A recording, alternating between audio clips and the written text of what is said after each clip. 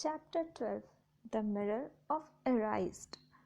Christmas was coming. One morning in mid December, Hogwarts woke to find itself covered in several feet of snow.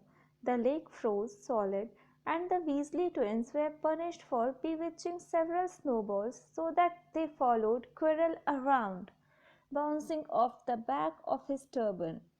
The few owls that managed to battle their way through the stormy sky to deliver mail had to be nursed back to health by Hagrid before they could fly off again. No one could wait for the holidays to start. While the Gryffindor common room and the Great Hall had roaring fires, the drafty corridors had become icy, and a bitter wind rattled the windows in the classrooms. Worst of all were Professor Snape's classes down in the dungeons, where their breath rose in a mist before them, and they kept as close as possible to their hot cauldrons. "I do feel so sorry," said Draco Malfoy, one potions class, "for all those people who have to stay at Hogwarts for Christmas because they are not wanted at home." He was looking over at Harry as he spoke. Crabbe and Goyle chuckled. Harry, who was measuring out powdered spine of lionfish, ignored them. Malfoy had been even more unpleasant than usual since the Quidditch match. Disgusted that the Slytherins had lost, he had tried to get everyone laughing at how a wide-mouthed tree frog would be replacing Harry as Seeker next. Then he had realized that nobody found this funny, because they were all so impressed at the way Harry had managed to stay on his buckling broomstick. So Malfoy, jealous and angry, had gone back to taunting Harry about having no proper family. It was true that Harry wasn't going back to Private Drive for Christmas. Professor McGonagall had come around the week before, making a list of students who would be staying for the holidays, and Harry had signed up at once. He didn't feel sorry for himself at all. This would probably be the best Christmas he had ever had.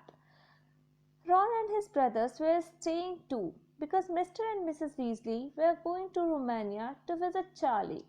When they left the dungeons at the end of Potions, they found a large fire tree blocking the corridor ahead. Two enormous feet sticking out at the bottom, and a loud puffing sound told them that Hagrid was behind it. "Hi, Hagrid. Want any help?" Ron asked, sticking his head through the branches. "Nah, I'm all right. Thanks, Ron." "Would you mind moving out of the way?" came Malfoy's cold drawl from behind them. "Are you trying to earn some extra money, Weasley? Hoping to be gamekeeper yourself when you leave Hogwarts? I suppose that hut of Hagrid's must seem like a palace compared to what your family's used to." Ron dived at Malfoy just as Snape came up the stairs. "Weasley!" Ron let go of the front of Malfoy's robes. "He was provoked, Professor Snape," said Hagrid, sticking his huge hairy face out from behind the tree.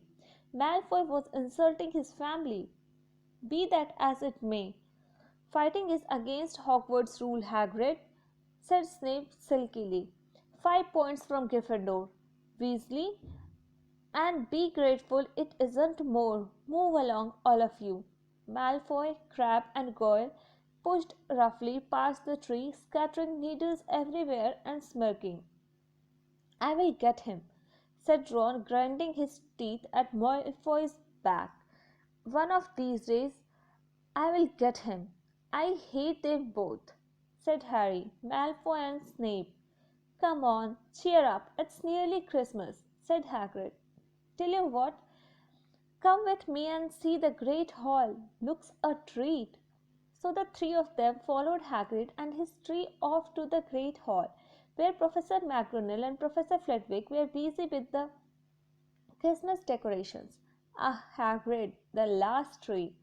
Put it in the far corner, would you?" The hall looked spectacular. Festoons of holly and mistletoe hung all over the around the walls, and no less than 12 towering Christmas trees stood around the room, some sparkling with tiny icicles, some glittering with hundreds of candles. "How many days you got left until your holidays?" Hagrid asked. "Just one," said Hermione, "and that reminds me, Harry, Ron, we have got half an hour before lunch. We should be in the library." "Oh, yeah, you're right," said Ron, tearing his eyes away from Professor Flitwick, who had golden bubbles blossoming out of his wand and was trailing them over the branches of the new tree. "The library?" said Hagrid, following them out of the hall. "Just before the holidays? Bit keen, aren't you?" "Oh, we are not working," Harry told him brightly. "Ever since you mentioned Nicholas Flamel, we have been trying to find out who he is." "You what?" Hagrid looked shocked. "Listen here, I have told you." "Drop it. It's nothing to you what that dog's guarding. We just want to know who Nicholas Flamel is. That's all," said Hermione. "Unless you'd like to tell us and save us the trouble," Harry added. "We must have been through hundreds of books already, and we can't find him anywhere. Just give us a hint. I know I have read his name somewhere." "I am saying nothing," said Hagrid flatly. "Just have to find out for ourselves there," said Ron, and they left Hagrid looking disgruntled and hurried off to the library. They had indeed been searching books for Flamel's name ever since Hagrid had let it slip, because how else were they going to find out what Snape was trying to steal? The trouble was, it was very hard to know where to begin, not knowing what Flamel might have done to himself into a book. He wasn't in great wizards of the 20th century or notable magical names of our time. He was missing too from important modern magical discoveries and a study of recent developments in wizardry. And then, of course, there was the sheer size of the library: tens of thousands of books, thousands of sets, hundreds of narrow rows. Hermione took out a list of subjects and titles she had decided to search, while Ron strode off down a row of books and started pulling them off the sleeves at random. Harry wandered over to the restricted section. He had been wondering for a while if Flamel wasn't somewhere in there. Unfortunately, you needed a specially signed note from one of the teachers to look in any of the restricted books, and he knew he'd never get one. These were the books containing powerful dark magic never taught at Hogwarts and only read by older students studying advanced defense against the dark arts. "What are you looking for, boy?" "Nothing," said Harry. Madam Prince, the librarian, brandished a feather duster at him. "You'd better get out then." "Go on, out!" Wishing he had been a bit quicker at thinking up some story, Harry left the library. He, Ron, and Hermione had already agreed they would better not ask Madam Pince where they could find Flamel.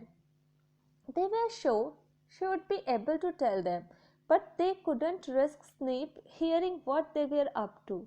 Harry waited outside in the corridor to see if the other two had found anything, but he wasn't very hopeful. They had been looking for 2 weeks after A, but as they only had odd moments between lessons, it wasn't surprising they had found nothing. What they really needed was a nice long search without Madam Pince breathing down their necks. 5 minutes later, Ron and Hermione joined him, shaking their heads. They went off to lunch. "You will keep looking while I am away, won't you?" said Hermione, "and send me an owl if you find anything. And you could ask your parents if they know who Flamel is," said Ron. "It would be safe to ask them." "Very safe, as they are both dentists," said Hermione. Once the holidays had started, Ron and Harry were having too good a time to think much about Flamel. They had the dormitory to themselves, and the common room was far emptier than usual, so they were able to get the good armchairs by the fire. They sat by the hour eating anything they could spare on a toasting fork: bread, English muffins, marshmallows, and plotting ways of getting Malfoy expelled, which were fun to talk about even if they wouldn't work. Ron also started teaching Harry wizard chess. This was exactly like Muggle chess, except that the figures were alive, which made it a lot like directing troops in battle. Ron's set was very old and battered. Like everything else he owned, it had once belonged to someone else in his family, in this case his grandfather. However, old chessmen weren't a drawback at all. Ron knew them so well he never had trouble getting them to do what he wanted. Harry played with chessmen Seamus Finnegan had lent him, and they didn't trust him at all.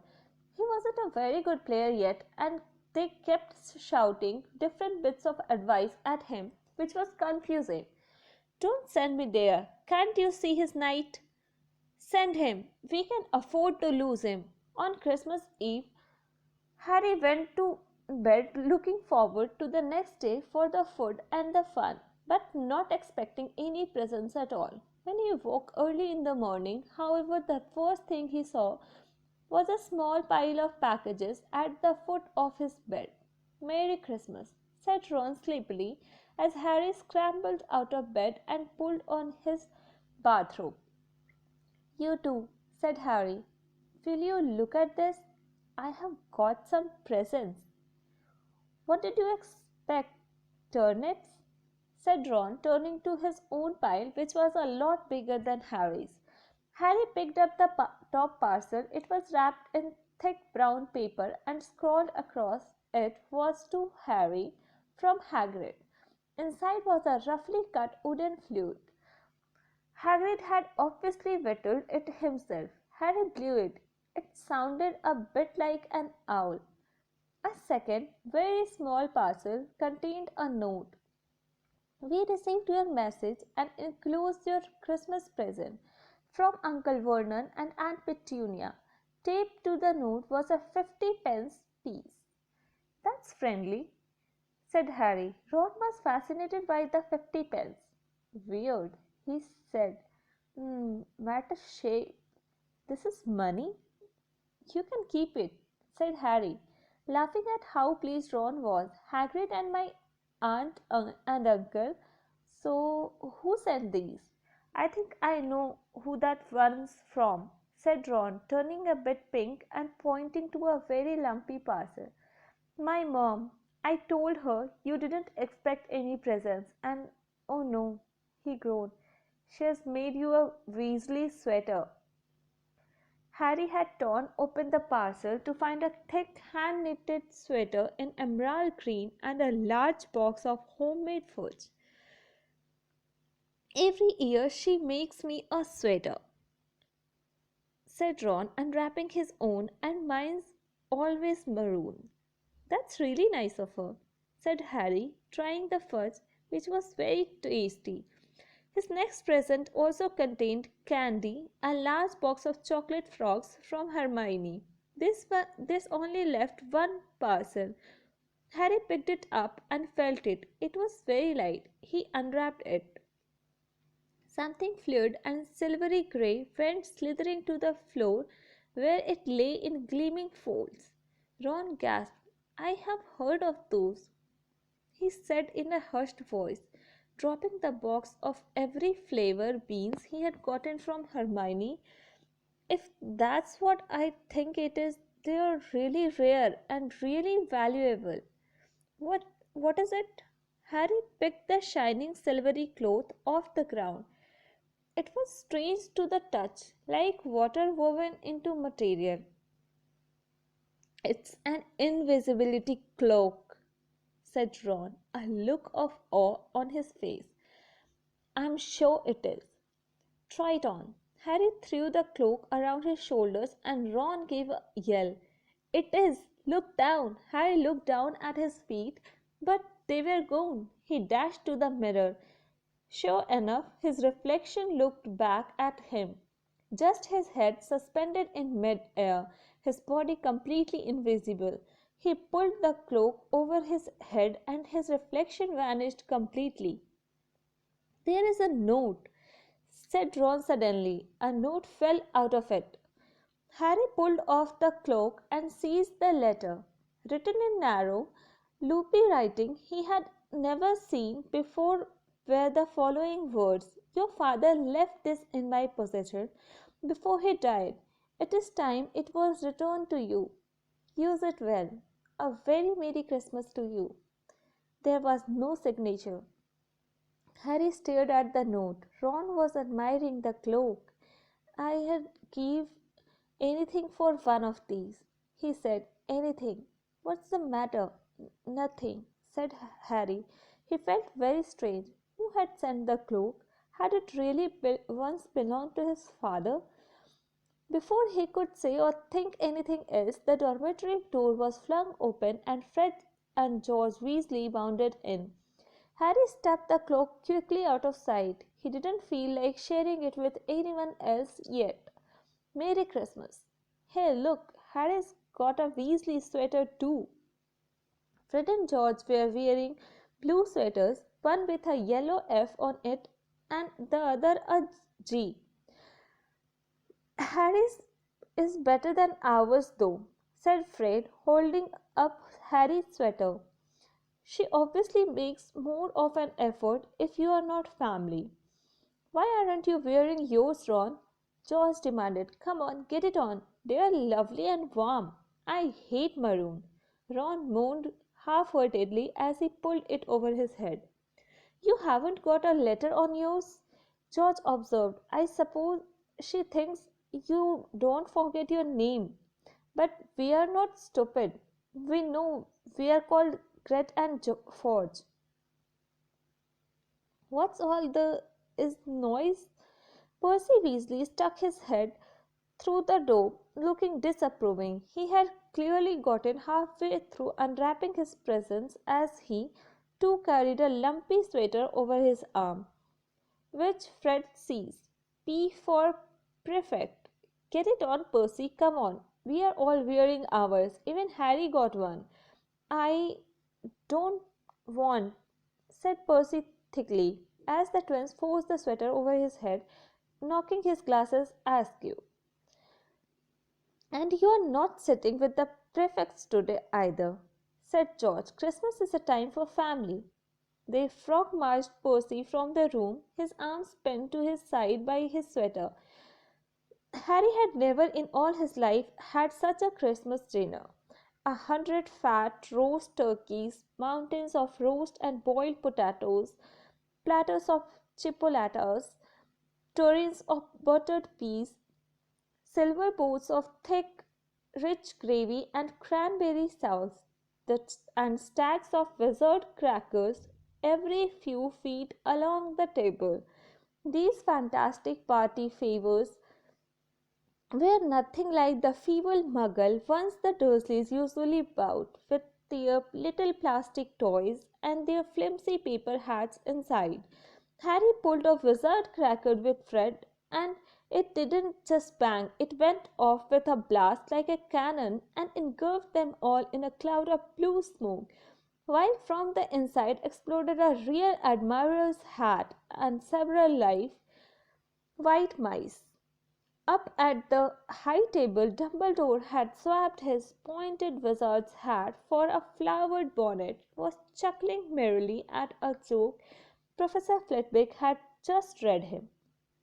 Flaming Christmas puddings followed the turkey. Percy nearly broke his teeth on a silver sickle embedded in his slice. Harry watched Hagrid getting redder and redder in the face as he called for more wine, finally kissing Professor McGonagall on the cheek, who, to Harry's amazement, giggled and blushed, her top hat lopsided. When Harry finally left the table, He was laden down with a stack of things out of the crackers, including a pack of non-explodable luminous balloons, a grow your own wars kit, and his own new wizard chess set. The white mice had disappeared, and Harry had a nasty feeling they were going to end up as Mrs. Norris' Christmas dinner. Harry and the Weasleys spent a happy afternoon having a furious snowball fight on the grounds. Then, cold, wet, and gasping for breath, they returned to the fire in the Gryffindor common room, where Harry broke in his new chess set by losing spectacularly to Ron. He suspected he wouldn't have lost so badly if Percy hadn't tried to help him so much. After a meal of turkey sandwiches, crumpets, trifle, and Christmas cake, everyone felt too full and sleepy to do much before bed except sit and watch Percy chase Fred and George all over Gryffindor Tower because they had stolen his prefect badge. It had been Harry's best Christmas day ever, yet something had been nagging at the back of his mind all day. Not until he climbed into bed was he free to think about it. The invisibility cloak and whoever had sent it. Ron, full of turkey and cake and with nothing mysterious to bother him, fell asleep almost as soon as he had drawn the curtains of his four-poster. Harry leaned over the side of his own bed and pulled the cloak out from under it. His father's. This had been his father's. He let the material flow over his hands, smoother than silk, light as air. Use it well, the note had said. He had to try it now. He slipped out of bed and wrapped the cloak around himself. Looking down at his legs, he saw only moonlight and shadows. It was a very funny feeling. Use it well. Suddenly, Harry felt wide awake. The whole of Hogwarts was open to him in this cloak. Excitement flooded through him as he stood there in the dark and silence. He could go anywhere in this, anywhere, and Filch would never know. Ron grunted in his sleep. Should Harry wake him? Something held him back. His father's cloak. He felt that this time, the first time, he wanted to use it alone. He crept out of the dormitory, down the stairs, across the common room, and climbed through the portrait hole. Who is there? Squawked the fat lady. Harry said nothing. He walked quickly down the corridor. Where should he go? He stopped, his heart racing, and thought. And then it came to him. The restricted section in the library. He would be able to read as long as he liked, as long as it took to find out who Flamel was. He set off, drawing the invisibility cloak tight around him as he walked. The library was pitch black and very eerie. Harry lit a lamp to see his way along the rows of books. The lamp looked as if it was floating along in midair, and even though Harry could feel his arm supporting it, the sight gave him the creeps. The restricted section was right at the back of the library. Stepping carefully over the row that separated these books from the rest of the library, he held up his lamp to read the titles. They didn't tell him much. Their peeling, faded gold letters spelled words in languages Harry couldn't understand. Some had no title at all. One book had a dark stain on it that looked horribly like blood. The hairs on the back of Harry's neck prickled. Maybe he was imagining it. Maybe not. But he thought a faint whispering was coming from the books, as though they knew someone was there who shouldn't be. He had to start somewhere. Setting the lamp down carefully on the floor, he looked along the bottom shelf for an interesting looking book. A large black and silver volume caught his eye. He pulled it out with difficulty because it was very heavy, and balancing it on his knee, let it fall open. A piercing blood-curdling shriek split the silence. The book was screaming. Harry snapped it shut, but the shriek went on and on, one high, unbroken, ear-splitting note. He stumbled backward and knocked over his lamp, which went out at once. Panicking, he heard footsteps coming down the corridor outside. Stuffing the shrieking book back on the shelf, he ran for it.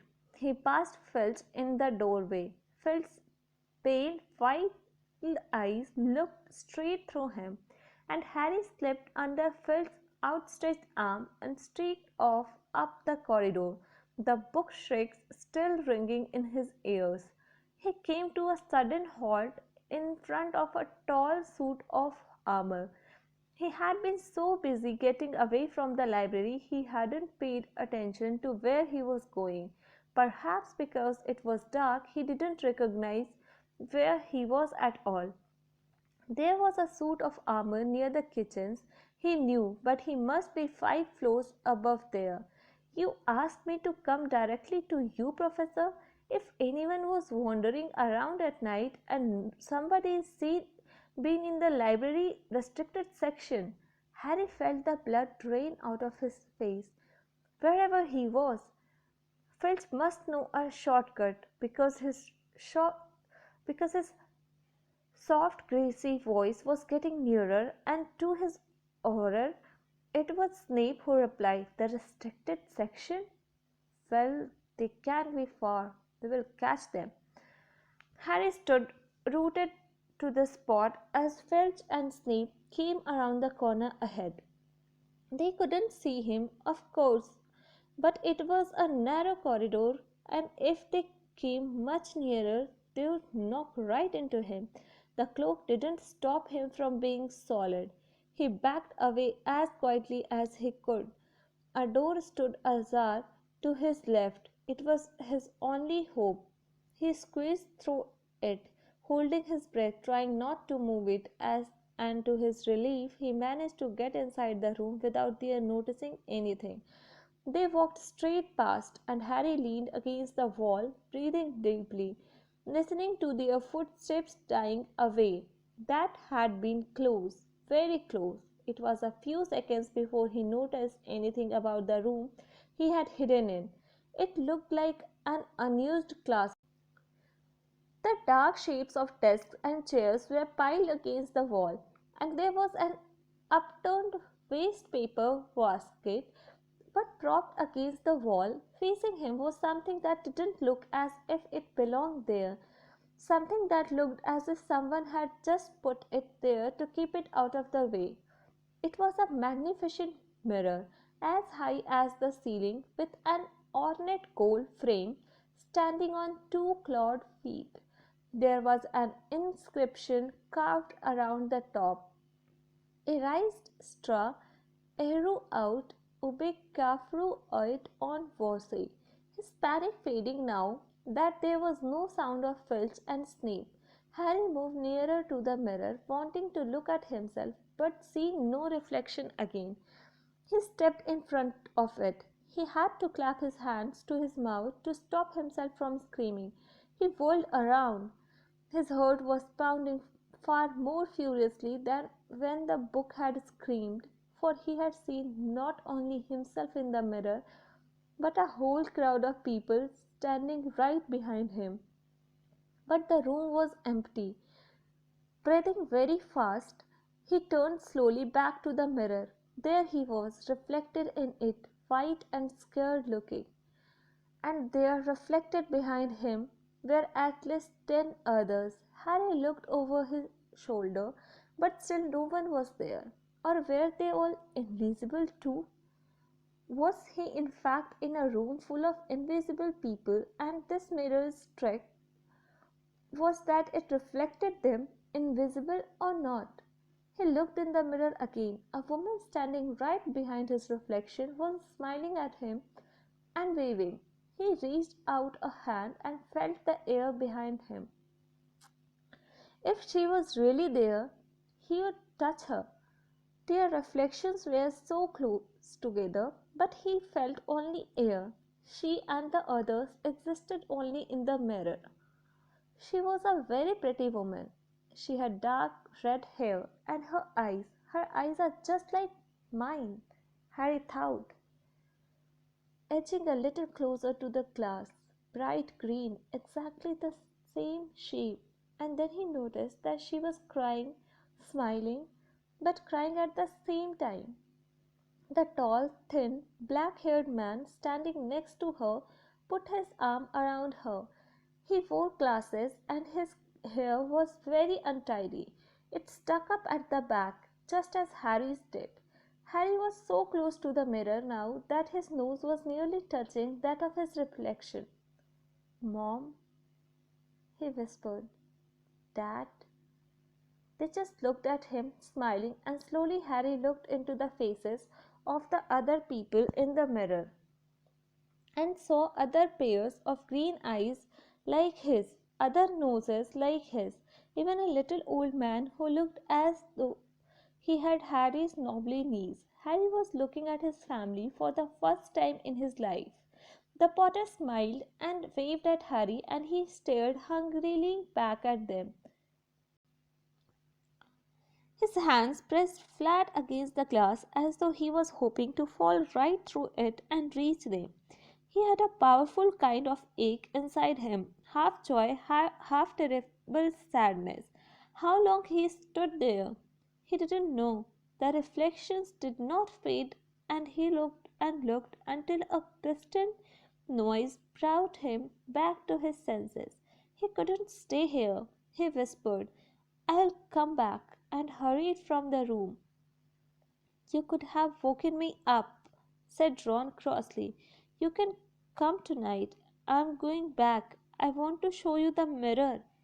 "I would like to see your mom and dad," Ron said eagerly. "And I want to see all your family, all the Weasleys.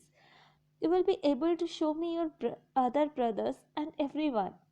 You can see them any old time," said Ron. "Just come round my house this summer. Anyway, maybe it only shows dead people." "Shame about not finding Flamel, though. Have some bacon or something. Why aren't you eating anything?" Harry couldn't eat. He had seen his parents and would be seeing them again tonight. He had almost forgotten about Flamel.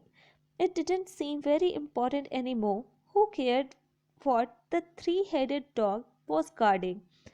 What did it matter if Snape stole it, really? "Are you all right?" said Ron. "You look odd."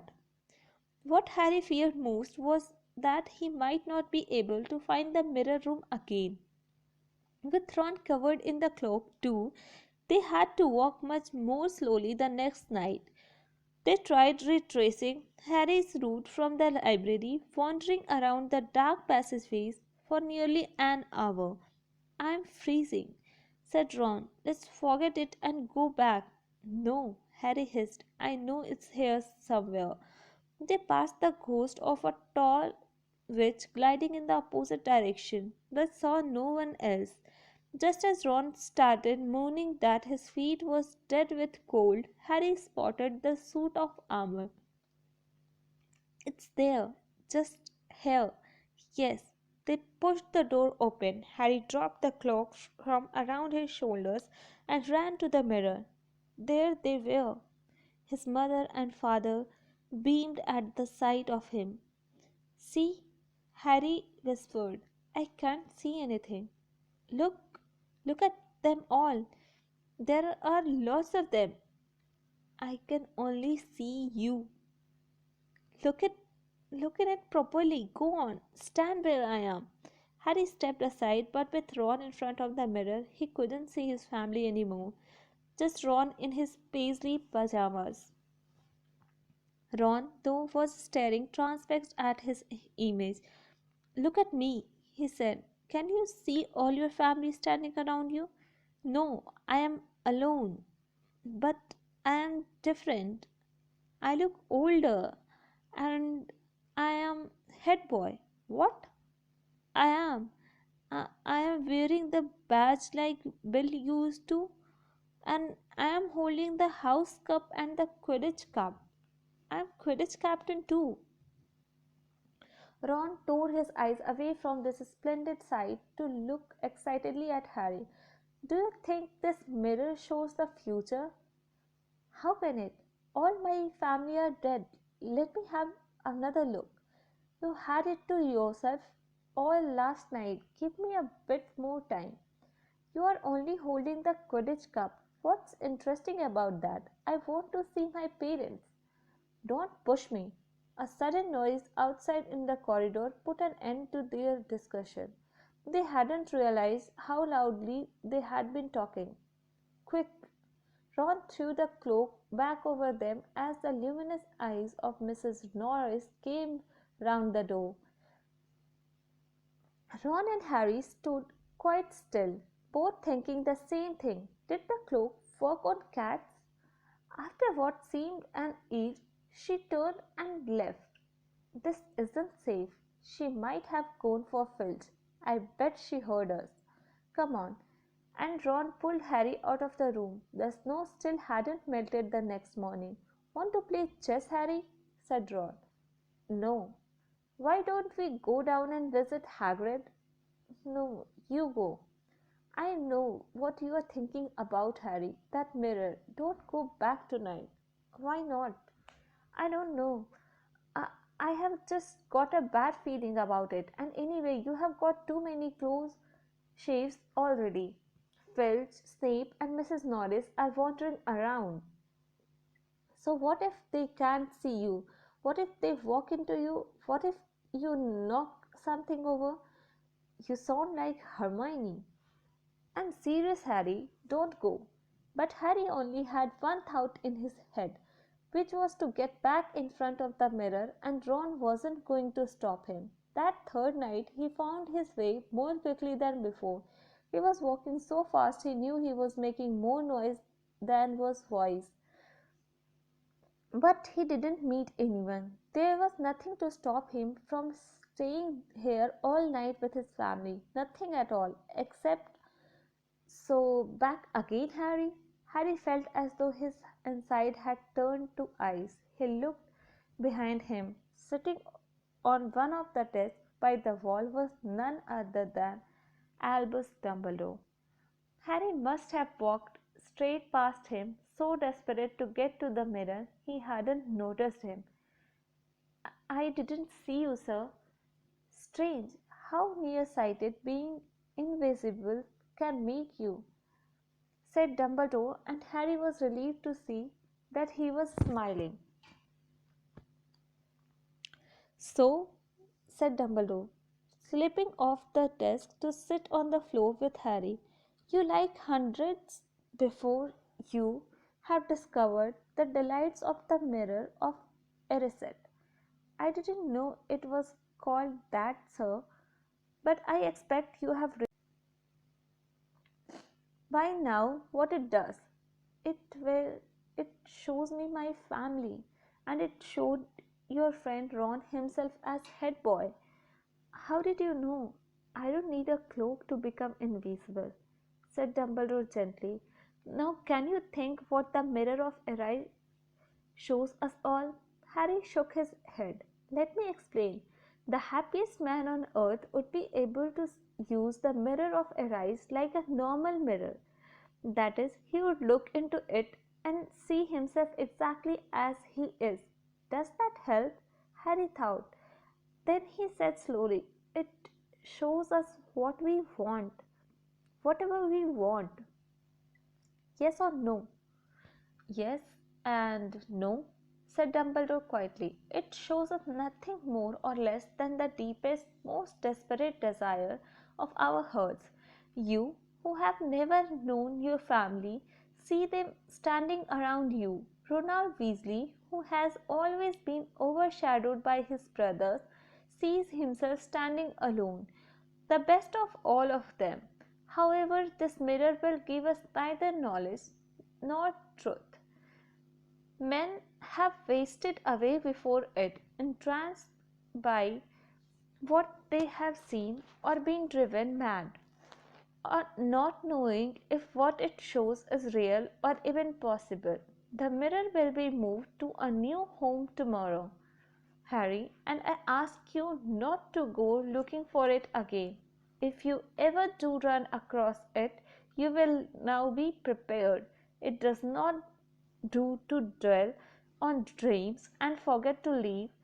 Remember that. Now, why don't you put that admirable cloak back on and get off to bed? Harry stood up. Sir, Professor Dumbledore, can I ask you something? Obviously, you have just done so. Dumbledore smiled. You may ask me one more thing, however. What do you see when you look in the mirror? I I see myself holding a pair of thick woolen socks. Harry stared.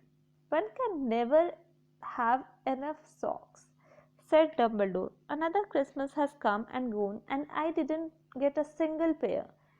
People will insist on giving me books. It was only when he was back in bed that it struck Harry that Dumbledore might not have been quite truthful. But then he thought, as he shoved Scabbers off his pillow, it had been quite a personal question.